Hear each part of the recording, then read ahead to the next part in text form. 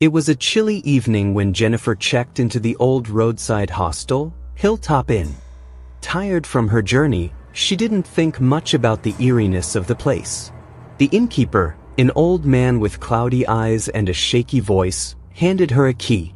"Room 12, he muttered, "but don't use the washroom at night. It's not safe." Jennifer raised an eyebrow but dismissed his warning as a local superstition. She was too exhausted to care about ghost stories. The room, though dated, was cozy. She unpacked her things and soon enough, fatigue began to set in. At 11:45 p.m., Jennifer felt a sudden unease. She was lying on the bed, flipping through her phone when she heard it, a faint dripping sound. Asterisk drip. Drip. Drip. Asterisk it came from the attached washroom. Leaky faucet, great, she grumbled, getting up to investigate. The washroom was cold, much colder than the room itself. The old mirror above the sink was fogged, despite there being no steam. Jennifer leaned in, wiping the glass with her hand.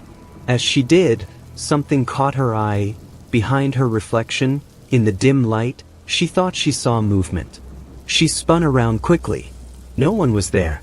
"It's just your imagination," she told herself, shaking her head.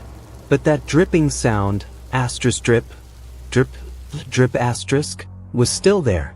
She walked over to the sink and twisted the faucet tightly, trying to stop the leak. It didn't work. Suddenly, the lights flickered. A cold shiver ran down her spine. The dripping stopped. Jennifer glanced at the mirror again. Her breath hitched. This time, there was no denying it. A shadowy figure stood behind her. She could barely make out its shape, but she knew it was watching her. Heart pounding, she whirled around.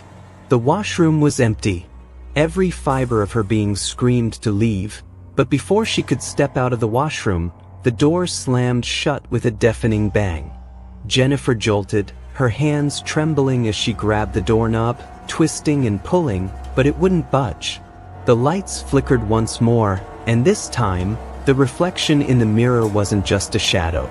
A pale woman with hollow eyes stared back at Jennifer, her mouth open in a silent scream.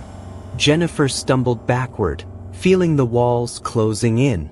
Suddenly, a cold hand gripped her shoulder.